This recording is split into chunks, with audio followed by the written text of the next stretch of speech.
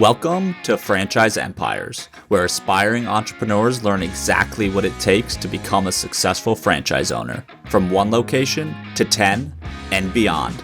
I'm the Wolf of Franchises. Hey everyone, it's the Wolf. Today on the show we have Jeff Dudan.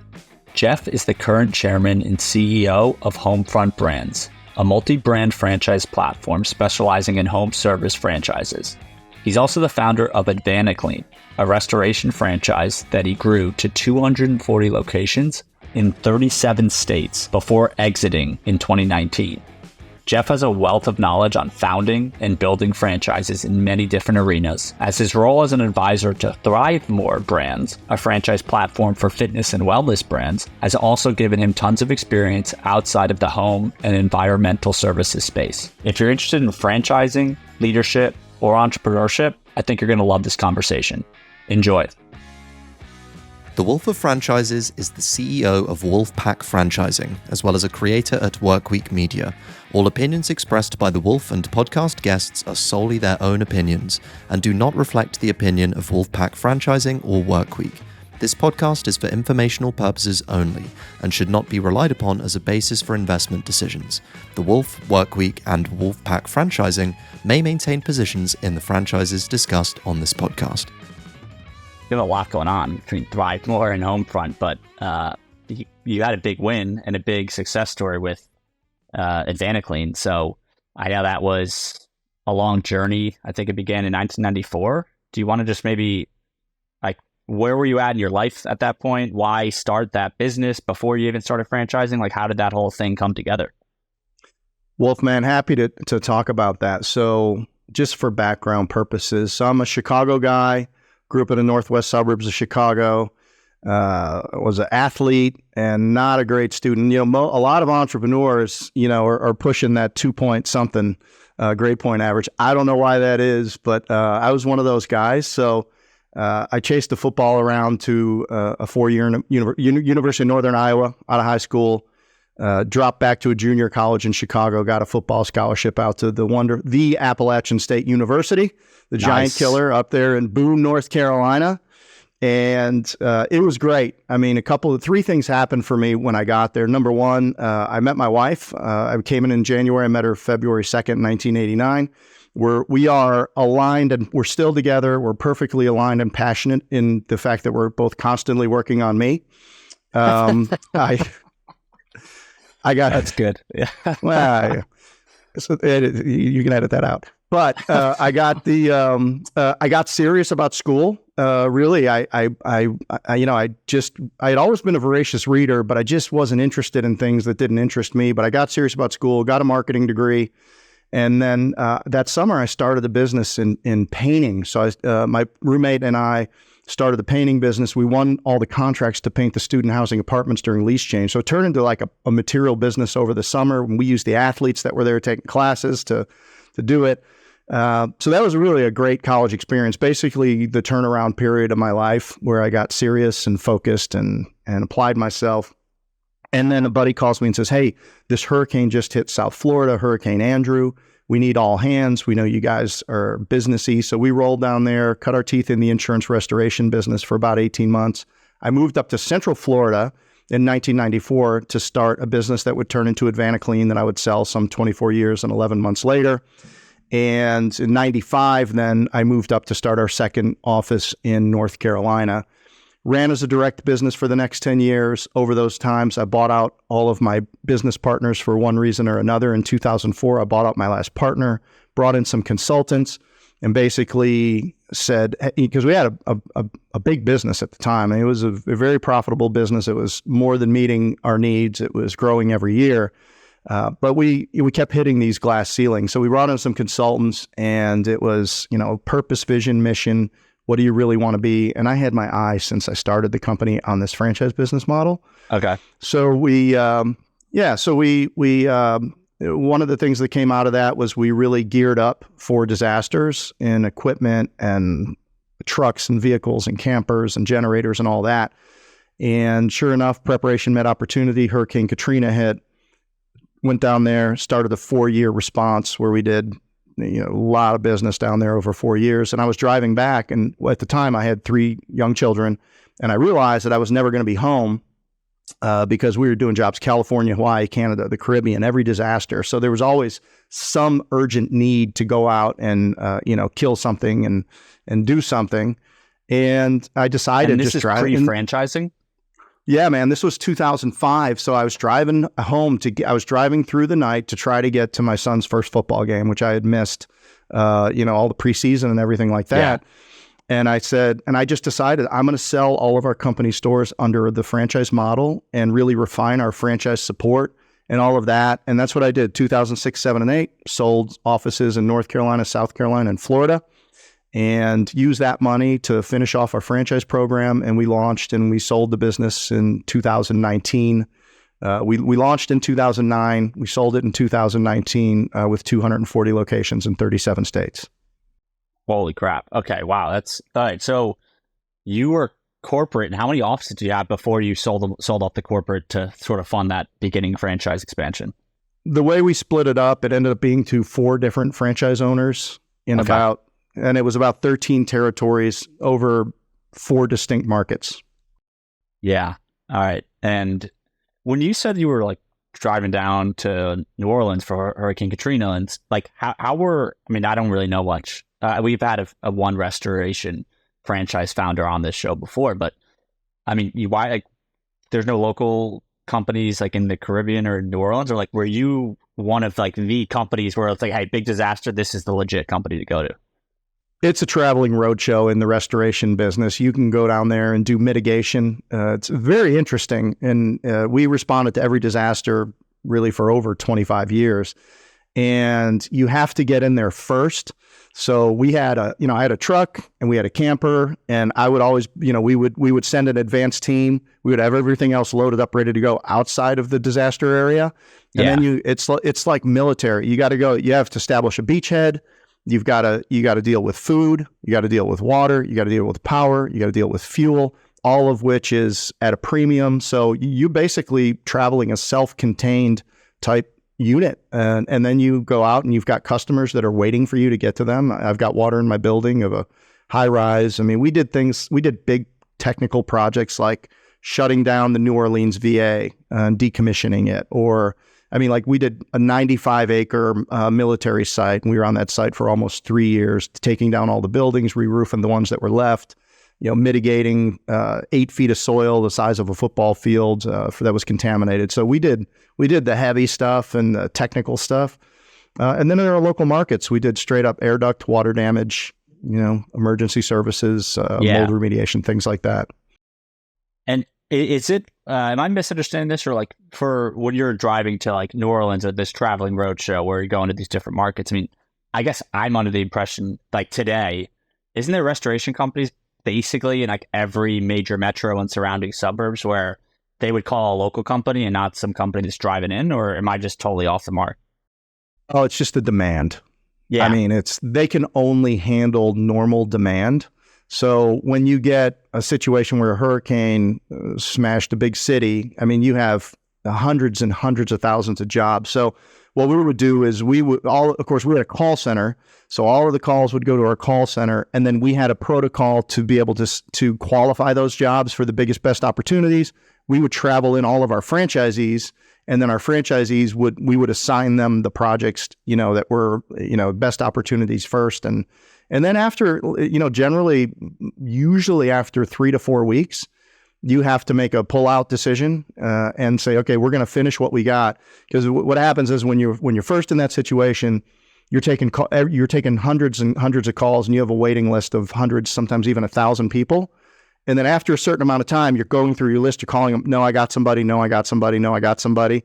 And then you got to make a decision. Staying too long with that kind of force out of town can really kill your profitability. So, I see that as a mistake. A lot of restoration companies do. But, you've got the other side of it is you have clients. We had national accounts, big box retailers, the U.S. government, and they were looking for us to help them. Yeah. And, they wanted priority service. So we had some priority service agreements with companies like that. Fascinating. Yeah, that's crazy. Just the nature of that business. I feel like it's so cool. And I was on the tip. I was always on the front. Like I would go first because it's. I mean, we literally went into New Orleans. We the water was literally on both sides of the road to get down into the corridor.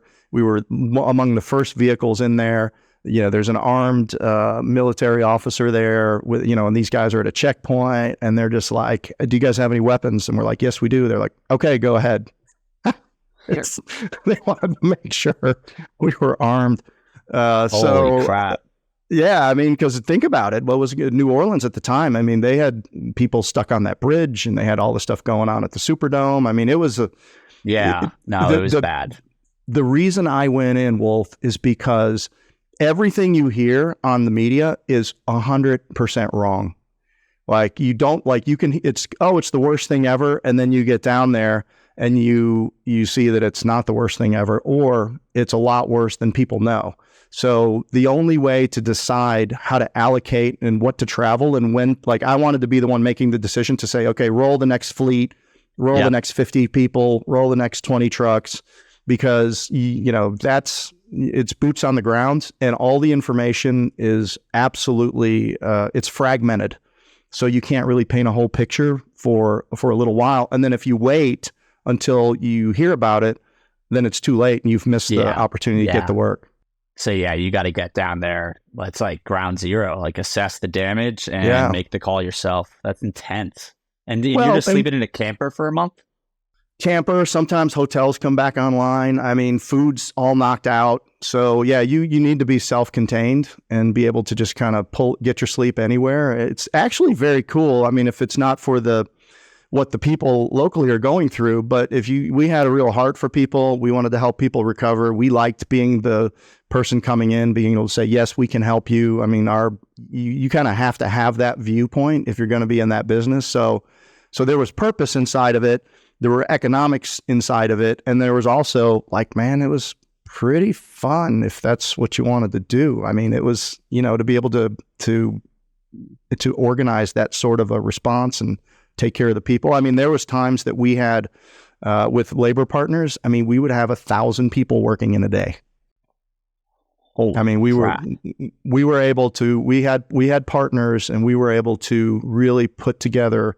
I mean, I could say I need 200 people with tool buckets, boots, safety eyewear, MEP, all of that stuff. And I need them in 5 different colors of t-shirts so I can group them by teams. And I need them at this location at 8:00 in the morning. And those 200 people would be there.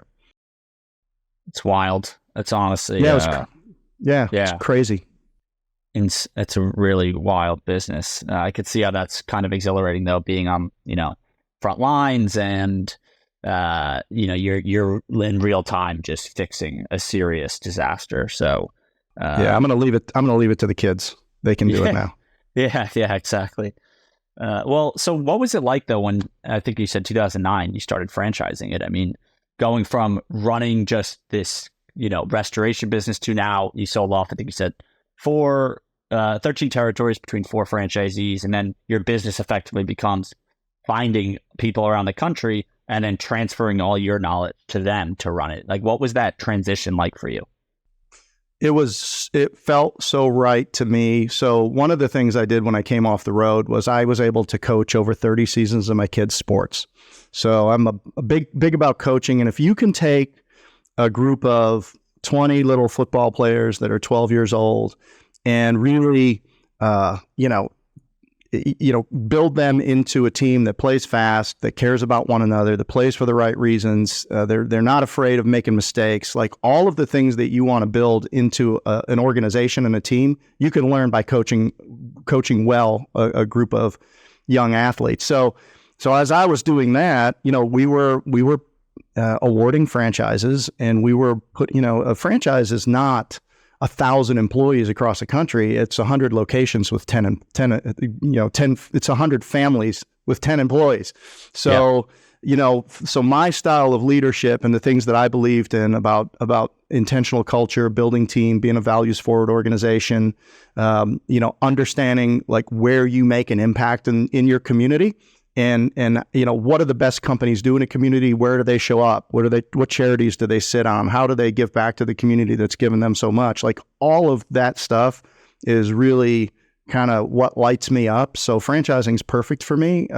Probably have more empathy than it's probably why I'm not in private equity. I've got to we tend to care a lot about the franchise people that we get into business with and all of that. So it was definitely the next version for me. And so we burned the boats, meaning when we sold all of our locations, we kept what was called our national accounts team. Okay. We called it commercial services group. So we kept all of our technical people.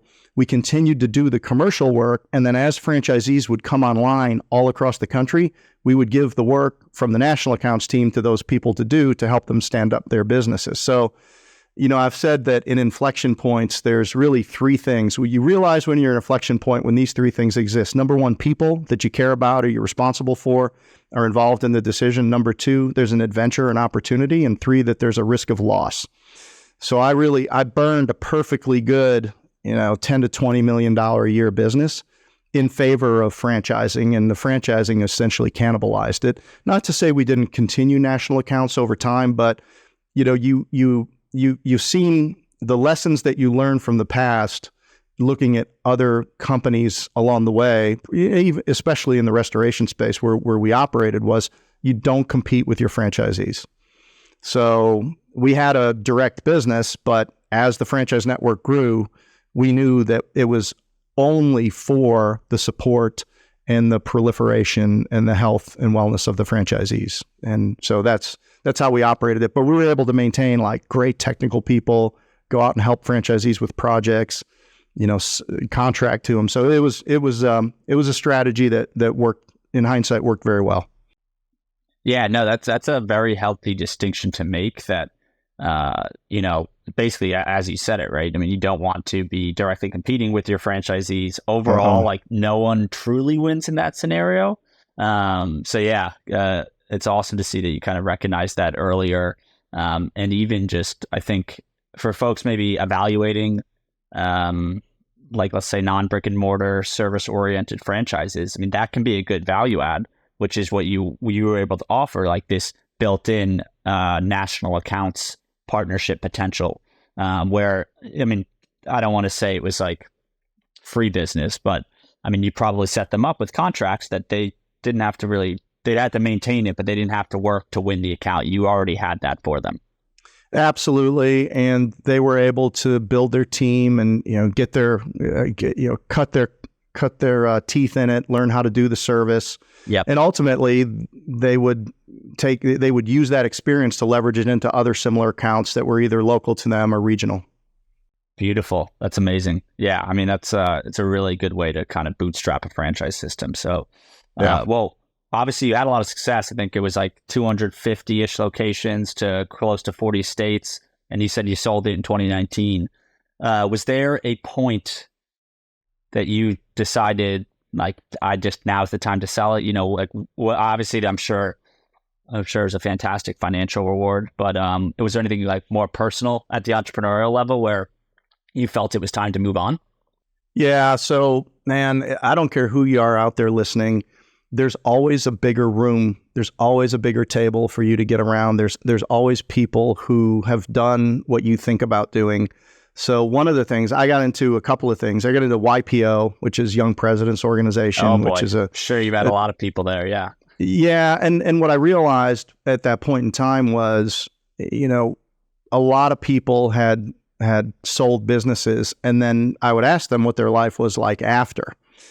So it was a confluence of things. Number one, I wanted the brand to be able to go somewhere where there was more resources, and at least as far as I could tell, the brand would do well, and it would the franchisees would benefit from opportunities from wherever they went. Number two, I just turned 50, so I was like, all right, well, do I have another run in me? If I languish around on this another 7 or 8 years, who knows? But if I go ahead, the brand's healthy, it's in a good spot. I've done it almost 25 years, and I don't know exactly what I want to do, but I wanted optionality inside of that. And also, so it just seemed like the right time. I always check in with my family, and, we have a set of family values. You can see them in the book Discernment. But, if you have a set of values that you use as your first decision-making filter, it usually puts you over the target. So it was a pretty clear decision. Market was good. There was a lot of people looking for quality brands. There had been a lot of acquisitions. There wasn't that many left of our size at that point in time. So we thought it was the right time to do it. Amazing. All right. Yeah. And on your point of there's always a bigger table, I guess, can you expand on that? Like, did you feel maybe that you personally wanted to even go bigger on like a new venture, or, Yeah. I mean, so look, I was a crappy student working the trades, and I was at Chuck E. Cheese, in the dog uniform. Like that's right. So think about this progression. So, I go through, you go from that, and then you go to a mediocre football player with, not a blue chipper by any means. You fight your way through that. Then you become an entrepreneur in a painting business.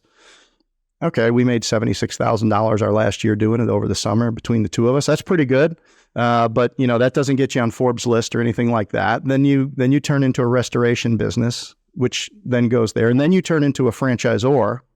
So if you look at this trend line, and now you grow a national company, okay, well, what's next on the trend line? And at every stage, you've got to find people who can inform your thinking about what's next for you and what's possible. And man, limiting beliefs, that's why I wrote the book Discernment. It's like, I want to give people everything that I've learned that I use as decision filters and models of thought to make decisions, because wisdom, when you think about wise people, they're usually older people. All wisdom is models of thought accumulated over your lifetime applied to present day situations to inform your thinking about it. Sometimes you have hard and fast rules about things you won't do. Sometimes you break them, but you do it intentionally.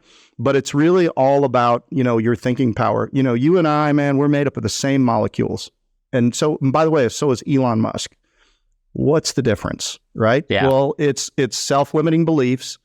It's scarcity versus abundance. It's making fear-based decisions, manifesting risk that doesn't really exist.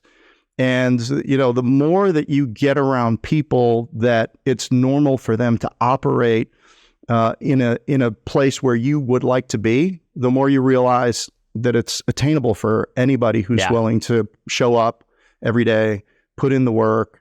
But more importantly, the third element of those inflection points, there's something to give up. I gave up a perfectly good $10 to $20 million a year business in favor of something that might work or might not. And, I had no idea when I started it that we would get the outcome that we got. It wasn't even happening at that point in the industry. That was, it wasn't selling the business was not any part of the decision of starting the business. I gotcha. That's no, I mean, I think you're dead right. It's something I've learned over the past few years as the Wolf brand has grown, and now I'm, kind of leveraging that into Crockett, our software platform and tool for franchisors. But I think the mindset shift that you mentioned is super critical. And I think I've noticed it, even amongst like my social network and college, so it's like friends from college who maybe they're kind of on a more traditional path, which there's nothing wrong with that. Absolutely nothing wrong with that. But you can just hear it sometimes in the way people talk where, other people's having success. It's like, oh, well, that's because, they're special, or like they're doing something like that. That can't happen for us. But it's like, wait a second, like exactly what you said. Why not? They breathe the same air. If you, cut them with a knife, they'd bleed the same blood. Like they're a human being. Why do they get the opportunities, but you can't? It's just once you start hanging around people, as you mentioned, who are thinking that big, it becomes contagious. And once you kind of catch it, I mean, I just think it's lights out. Like you're never going to go back to the old mindset. Envy And, where I came from, it was, I was always, I was just hating everybody for no good reason at all, or jealous of it. And, I can't have, comparative thinking and all that stuff. Yeah. Envy is the enemy of enlightenment. And I had to train myself to be truly happy for other people's success and realize that their success didn't take anything from me. If I lost something, it's because it was my fault. I didn't grab it. I didn't execute. I watched football all Saturday instead of going to look at that apartment building, and somebody else grabbed it in front of me, and then I saw him sell it for $5 million, and I could have gone and do that because I had it right in front of me, right? And I just didn't do it. But when you really start, and you look at that from an employee perspective as well. Like, man, I had an all hands meeting a week ago, and I looked them all in the eye and I said, how you finish. Not here, but wherever you go after this, we want this to be a place where you make progress and you do well. Not asking you to be here forever, although at Advanta Clean, I had 9 people that have been with me over 20 years, and they were handsomely rewarded for, whatever ended up their contribution to what happened there. But man, like really, really caring about what happens to the people that are closest to you, and not being and realizing that it's not a zero-sum game, because I have a lot of business partners, man, and some of them, it's like if you win, they feel like they lose. And so one of the things I talk to my kids about, or anybody that'll listen, which, I make them listen, but one of the things I talk to people is that the first thing you need to figure out about people that you meet is how they make their money. Because and then that lies into kind of like how you think about trust. I used to think trust was, will people react the same way and think the same way I do? And if they do, I trust them. And if they don't, I don't. But now I realize that there's all different ways people make their money. Somebody's super transactional. Somebody wants to build quality stuff. Somebody wants to, wants a low overhead. Somebody wants to build a team. There's all different ways people make money.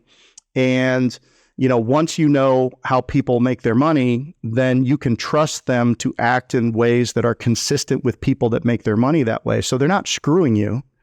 I trust people to be who they are. So once people show me who they are, then I decide how I engage with them and what I expose to them and what I don't expose to them. But what I don't do is hate them, and I don't envy them, and I don't mistrust them. I just realize, well, this is this type of person.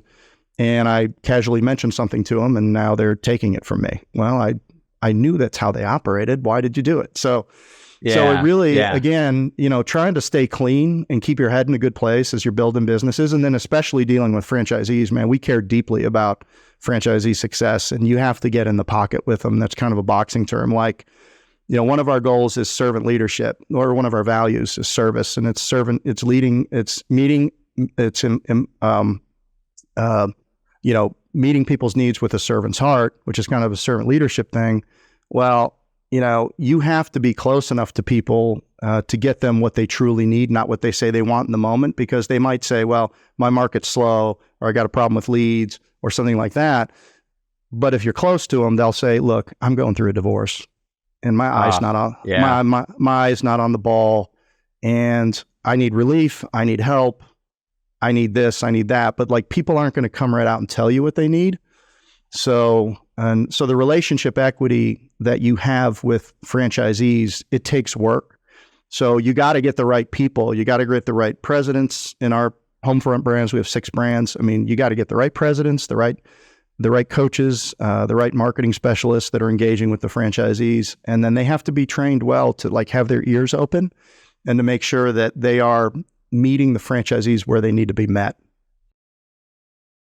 Yeah. Wow. I mean, a lot of good stuff there. I think, to go back to what you were saying at first, right? Just understanding, I kind of think of it like everyone is kind of playing their own game. So as you mentioned, like some people are more transactional. Some might be going for, trying to be a premium brand, which you think, would lend itself to more quality work, but obviously higher price. So yeah, just like understanding what game someone's playing, and then from there, you kind of can inform, how you want to act and make your decisions. Because once someone kind of shows you that, then you kind of know how they're going to respond to things. And yeah, it's really fascinating too what you mentioned about your franchisees. Like, that's a great note just for any leader. Like, there is often I think with the way what people may ask for, and if they're underperforming, there's usually more that you have to dig deeper to find out, as you said. And then also, if someone's asking questions, there's almost always there's a question behind the question. Like you might come out and ask something of an employer, but the employee's really trying to get at something else. And I've even noticed that. I mean, that's like in sales prospects and stuff like that. It's just fascinating. The kind of the layers to people is what it really is. My wife always says you could tell a lot about the relationship by the way people say goodbye to you. And what I've learned is that the most important thing that people have on their mind over a 30-minute call is the last thing that they say to you. They make sure they say to you before they get off the phone. So you go through, a structured coaching call for 30 minutes and maybe it doesn't come up. And then it's just one more thing, right? People will always give you, or if it's a candidate that's looking at joining, like the last thing that they say before they get off the phone is the thing that they've been wanting to say all along. So, pay really close attention to beginnings and ends of conversations, because a lot of times in the middle, it's, those are placeholders to what is really on people's minds. So there's methods, to increase your perception and your effectiveness and helping people be them best selves. Be them best self. And there's also things you can do to improve your grammar, apparently. We'll edit that out. No, please don't. That's fascinating though. I'm going to be paying attention now in meetings to how they end. Wow. Have you ever done psychology work, or has this come from more your coaching background? So you seem to have an analytical mind of more of a human nature. I don't even know. Yeah, I mean, I'm interested in people very much. I think that's a prerequisite of signing up to be a franchisor. You really, it's too, even good franchising is hard enough. So you've got to be kind of set for it. But I don't know whose quote this was, but it's all over the place. But the people you meet, the conversations you have, and the books that you read. I find myself reading things about leadership, about organizational health, about alignment, and things like that. But moreover, what I've realized is that if you do the people piece well, and this is so the first. We're a fast-growing brand at Homefront Brands, and I do this also at Thrive More when my schedule's available. The first 2 hours of training is something called building your team, and it's all about building an intentional culture, tips, real strong action-oriented things to build a team with intention, and do the people piece well. Because what we know about franchising is if you start well, generally you will go well. If you do not start well, then now we're into break fix mode. So, and part of starting well is spending enough money in marketing with not being fearful. You have to penetrate a market. You got to do the sale, whatever the business is. We have one business that's kind of B2B, and man, it's sales. So if you're not eating 8 cheeseburgers a week with 8 different of the people that you need to know, then, you got to get out there and do that. Other businesses, more consumer demand, you got to spend the money. But then the people piece, doing the people piece well, especially in a small business, and being values forward and making sure that there's clarity around what the activities and behaviors are. And, all of those types of things are really important. And then the relationship equity, right? Is there an intrinsic motivator as to why they're going to come work for us here at the home office or work for a franchisee? So we do a lot of that, with our charity work, and we get alignment, through our brands with our charity work. And the Advanta Clean example was we were one of 65 national strategic partners with St. Jude Children's Research Hospital. And we couldn't raise as much money as Domino's Pizza, $9 million, rounding up to the next pie. But we did, all of our franchise owners were understood that when a child survived a cancer treatment, either at Memphis or at any other pediatric oncology center where they use the St. Jude protocols, and they would go do the home visit to let the kid go home. And if there was a mold issue or an indoor air quality issue, that our franchise owners would be called upon to go out and if there was a need, do the job at a reduced rate or even do it for free. And that service exemplified and aligned the values that the employees bought into, the home office and the franchisees lived and managed our relationship with. And then the third step is if you can align that with the world through a program like that, that's when you get velocity and uptake of really a values forward culture into your business. Amazing. Yeah. I mean, I think it's a really, I mean, for one, just the impact, it's obviously incredibly positive, but almost extracting the values from what you're trying to do. And then, yeah, just using that to align an entire organization. It's a really good methodology. And I take it in your book, that's probably more on that in your book of, it's called Discernment. Yeah, the book is called Discernment. It's the business athlete's regimen for a great life through better decisions. I don't know why I've been using business athletes observationally when we're recruiting at our home office. I mean, I'm just always looking for the best athlete on the field.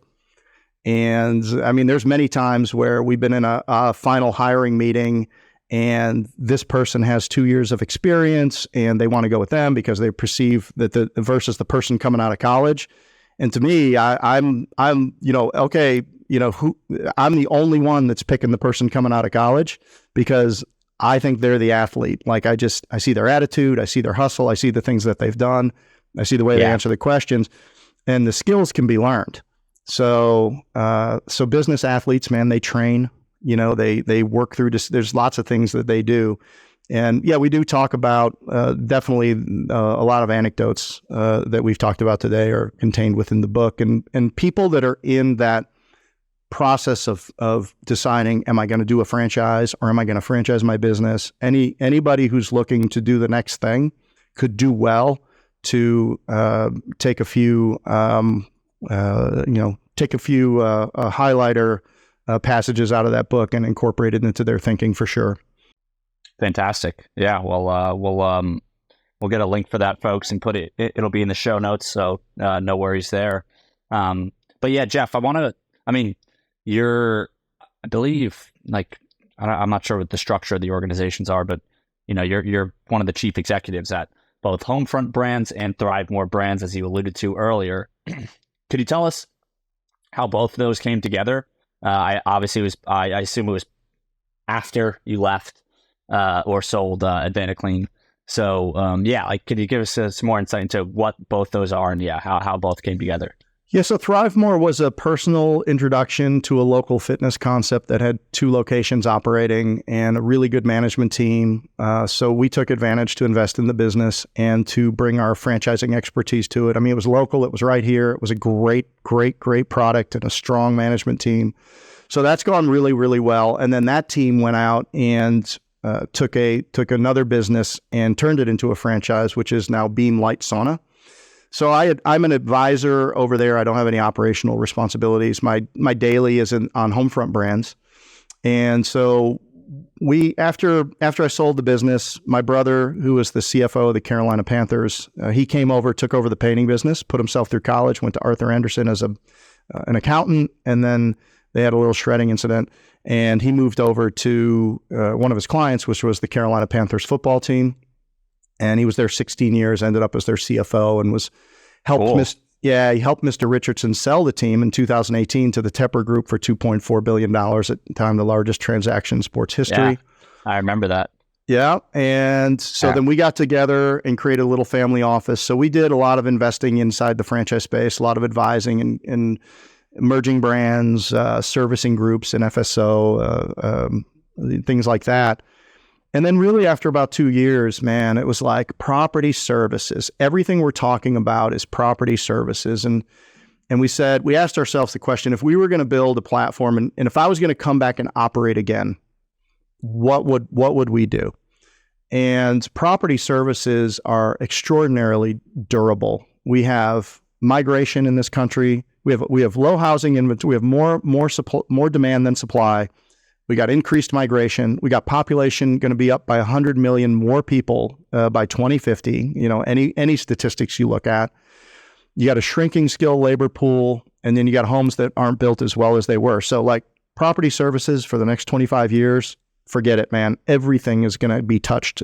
Every property is going to be touched at one point or another. So there's some very compelling trends in those regards in property services. But we asked ourselves, if we could build the most responsible franchise platform that we could possibly imagine, what would that look like? And there was really 7 variables that we identified. So first, it was people. So if you look at our executive team, I mean, Chief Legal Officer from ServiceMaster, Michael O'Driscoll, our president of franchising, 35 years in franchising, C-level executive at multiple multi-billion-dollar companies, worked for Citibank for 9 years, rolled out franchise finance to 14 countries. So just a great thing. Our chief marketing officer, Hertz Corporation, Pods. So we went out and put together an executive team that's been there and done that. So you're going to see that there. The next thing is we went out and said, okay, we want conforming brands. What do conforming brands mean? Well, certain level of revenue, certain level of profit. And we don't want any jet airplanes. We don't want anything that's so difficult for people to run. You got to. They have to be a business that's replicatable for your average franchisee out there, and that they can execute the business. Territory mapping. So we at Advanta Clean had 1,500 territories done by population. Homefront Brands, we only have 600 to 800 territories, but they're done by data. So, addressable market, customers, homes, income, buildings, things like that. So we really, we said, we don't want to put it to the greatest extent possible. We want all of our territories to be, to our ability to be like, kind, similar quality. They can't be exact, of course, but we did our best to pay for the data so that we could put responsible territories out there. Enterprise level solutions, we migrated all of our brands onto the same operating platform. I think we're the only. So that allows really strong data plays to happen, a full data lake, everything going in the same place. We're rolling out, big dashboards this month to the franchisees. So, but nice. But the problem is this, right? So what we realized was, if you build it as you go, you're putting franchisees through pain. So we had to have the courage in 22, not really to go to market, but to spend all year putting enterprise level solutions in place, call center, sales center, marketing, massive technology environment that you're going to see at like a Dunkin' Brands or other places like that before we went to market. So it was really expensive, and you got to get the people in place. So it was like, all right, well, we can either nibble at it and then go through all of this, change management hell, or we can have the courage to do what we know to do and do it before the franchisees. And there's still some things that are getting deployed, and a lot of it's just in time and, blah, blah, blah. But at the end of the day, enterprise level solutions delivered to the local level. And then one of which being learning management. Like, we could never afford a learning management system, but we went out and got an executive, and some of our trainings now are down to 2.5 days in person because of the quality of what this executive built since last August. And we're sitting here a year later, and we have the learning management system like I have not seen other places, I'm sure. But so we looked, with our experience, we looked across all of the highly successful, multi-billion-dollar platforms and said, who did what the best? And then what would it cost us to do that? And that's what we did. Wow. That's fantastic. That's part of the benefit, right? With some of like kind of what you're doing, right? With this platform play is that, you guys, it makes sense to invest in these technology solutions. And then that way all the franchisees get the benefit of it. Where a solo brand just starting out, it's not, I genuinely don't think it's worth the investment for them, because you might as well just try to string together third-party, software providers in the meantime, until you're at a point where it really makes sense to invest that. Because at the end of the day, most first-time franchisors, it's like, you got to focus on growing your brand. Like, building out your own tech stack isn't necessarily going to help you sell franchises, or it won't help you hone in on your franchising process. So we got Rockbox in 15 months, what took me 15 years to get to in Advanta Clean. And then we've surpassed Advanta Clean already in the first 12 months of operating this platform. Amazing. That's fantastic. And, you got on Homefront Brands, I see 6 brands. Yep. On the website, are you guys incubating? Are you acquiring the local brands and then franchising them from there, or is there a strategy there? Yeah, so we went out and found, solid businesses. They had to have earnings claims and whatever, but they had to have a certain level of revenue. They had to be in business. I mean, some of our brands are 2006, 2007, 2014. So they all had to be in business for 5 or 6 years. They all had to be doing what would be considered top revenue for a franchisee. And they had to have broken the mold on the market and solved all the problems and that kind of thing. And then we took those businesses and we just migrated them onto this new environment with a new executive team and people. And I mean, we're up to, 53 people now. We were 9 last July. So we Nice. look, we're onboarding, 200 people over 12 months. Like that takes a lot to onboard these people. So, you can't blink when you're doing this. Like there's no, you're not, what is it they say, like on the breakfast plate, like, the chicken contributed, but the pig's all in, I haven't heard that one. That's, I grew up in the Northeast. That might be a Midwest saying. I picked that up when I moved all south. Now we're all in. I mean, there's no, there's no safety switch on this thing. So it's the house is built and people are filing in and grabbing their rooms and, showing up for breakfast, and we're getting them, we're getting them out there into the world. So, and it's great. That's cool. These people are well-intentioned people, and really, the widening wealth gap for us. It's really important that we impact Main Street USA, and we give the people that create generational wealth in Main Street USA for their families. Entrepreneurship is franchising the greatest wealth creation business model ever invented. Entrepreneurship and small business is really the foundation of our country. And, we want to contribute to that in a meaningful way. Ben Carson Jr. is one of our board members. General Anthony Tata, who led all of our forces in Afghanistan in 2006 and 2007, he was Undersecretary of Defense for Policy. And then Steve Murphy, who was the president of franchising and Winmark Corporation, which is just an incredible story over 18 years in unit economics. So we got, we really care deeply about education. We care deeply about transitioning U.S. veterans. Everything that we do is aligned with really, franchisee success. And I learned this from Michael O'Driscoll. Like when you look at our business model, the franchisee is at the center of everything.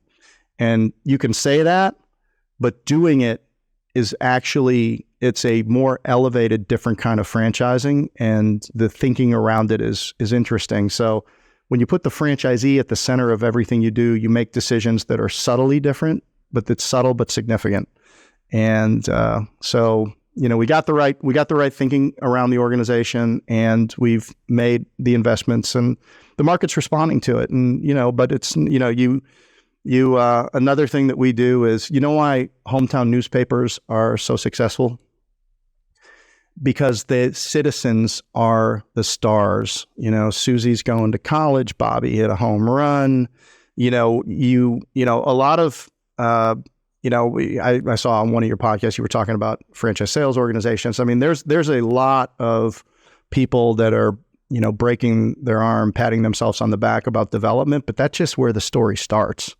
So, you're not getting bombarded with our, in social media or things like that with, our success. I mean, we're, every piece that we do wants to focus on the franchisee, and it's going to be something that helps them in their market.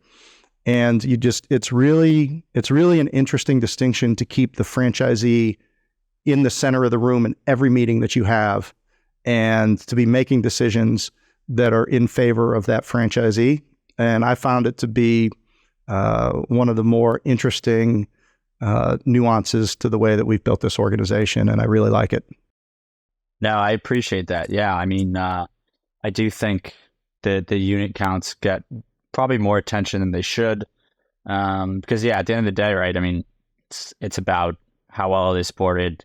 Are they profitable? Failure rates, how many franchises are actually staying open and succeeding. So, I love where you guys are headed as an organization. And look, Jeff, this was a really fun conversation. Glad we got to kind of cover the whole spectrum here of your journey. And And if folks want to follow along, I know you got, Homefront Brands, but I think you have, your own podcast and stuff. Where's the best spot for people to learn more about you and all your franchises? Homefrontbrands.com. The site is being rebuilt, but currently you have a big fat link to our On the Homefront podcast, and we have had incredible guests on there. We have real A-listers coming on. I don't want to jinx it, but I'm recording 2 in the next 3 weeks that are, people that have been on Rogan and all that kind of stuff. But we've had Kara Golden, the founder of Hint Water, $500 million exit there. Stacey Madison, Stacey's Pita Chips founder, incredible story, $250 million exit there. Mark Sisson of the Primal Mayonnaise products, Tony Tate. I mean, we've had 20, I think we have 20 episodes out there. And I mean, really, really powerful people talking about their journey and, their view on entrepreneurship and how they really made their decisions. So if you go to homefrontbrands.com, of course, if you go to On the Homefront with Jeff Dudan on Spotify, on Apple, on YouTube, all the episodes are there. We're really easy to find. So just go to any of those places where you find your typical content is great. You reach out to me on LinkedIn, just Jeff Dudan. And if you are interested in wasting 42 minutes or you can't sleep, you can go down on my profile and click on a link to my Undercover Boss episode. Advanta Clean was on in 2017. Wow. So 42 minutes of your life, you'll never get back there. And you can go, through the Homefront Brands. You got links to all of our different brands. And if you want to get in touch without development, you can do that as well there. So homefrontbrands.com. If you need a fence, if you need a temporary wall, if you need your house washed, if you're listening out there, go to homefrontbrands.com.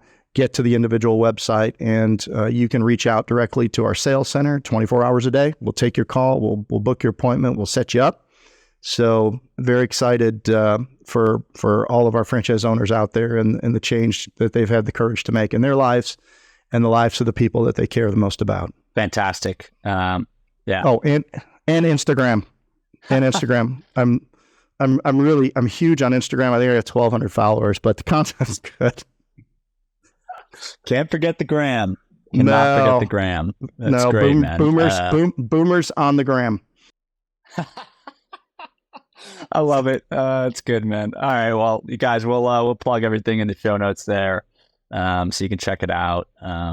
Jeff, look, thanks again. This is a fun conversation, and we can do this again in a few years once your platform's 10 times bigger.